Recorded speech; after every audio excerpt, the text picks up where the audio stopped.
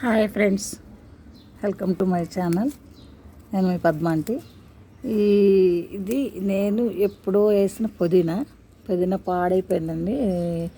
సరిగా దానికి పొజిషన్ లేకపోతే అంతే వేయనా మొక్కలు కానీ మనుషులు కానీ అదంతా కోసి మళ్ళీ నేను ఫ్రెష్గా పెడదామని చెప్పి కోస్తున్నాను. నేను ఇక్కడ ఉండలేదు, కోస్తున్నారు పాపం పక్క వాళ్ళు, కానీ సరిగా రావటం లేదు.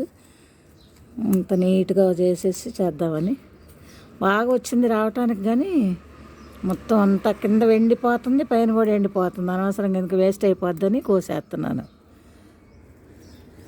అంత కోసి మళ్ళీ ఫ్రెష్గా పెడితే బాగా వస్తుంది. అన్ని కుండీల్లో ఉన్నాయి. ఇక్కడ ఉంది, అక్కడ ఉంది, తొట్టులో 10 తొట్లు.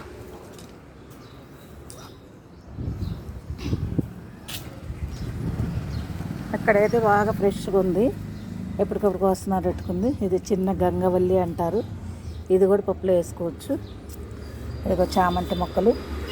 ఇది ఏమంటారో తెలుసా? కొండపిండాకు అండి, కొండపిండాకు. మీకు తెలుసో లేదో, ఇది కొండపిండాకు. దీన్ని వండుకు తింటే కిడ్నీలో రాళ్ళు పడిపోతాయి. డాక్టర్లు కూడా చెప్తారు. కొండపిండి ఆకు, దీని గురించి నేను చెప్పాలనుకోలేదు, సడన్గా తెలిసిపోయి వచ్చింది. నేను ఊరి నుంచి తీసుకొచ్చి ఇక్కడ నాటాను అనమాట. చిన్న డబ్బాలో వేస్తే అది ఎండిపోయి 2 సంవత్సరాలు అవుతుంది. ఎండిపోతూ ఉంటుంది. వర్షాకాలం వచ్చినప్పుడు మళ్ళీ బాగా వస్తుంటుంది. ఎండలకు కూడా నీళ్ళు పోస్తుంటే వచ్చింది.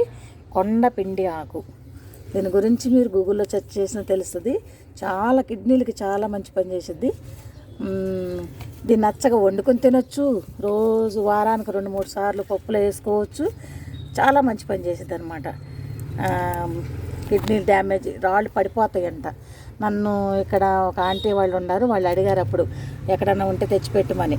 నేను అప్పుడు తెచ్చియడానికి కుదరలేదు, కానీ ఇప్పుడైతే ప్రస్తుతం నేను దొడ్లోనే పెట్టేశాను. చాలా బాగా పనిచేస్తుందండి. ఎక్కడన్నా మీకు తెలిసిన వాళ్ళు ఎవరన్నా ఉంటే నాకు కామెంట్లో, మీకు కూడా తెలిసేమో, కామెంట్లో పెట్టండి. నా ఛానల్ ఫస్ట్ టైం చూసేవాళ్ళు నన్ను సపోర్ట్ చేయండి, సబ్స్క్రైబ్ చేసుకోండి. కొండపిండాకు సబ్స్క్రైబ్స్.